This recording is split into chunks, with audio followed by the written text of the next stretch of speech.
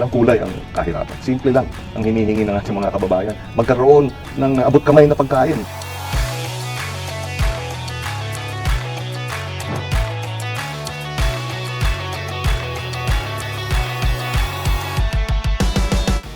Ako po si Kiko Pangilinan, buong tapang, buong puso, buong lakas na maglilingkod, tutulong, ipaglalaban kayo.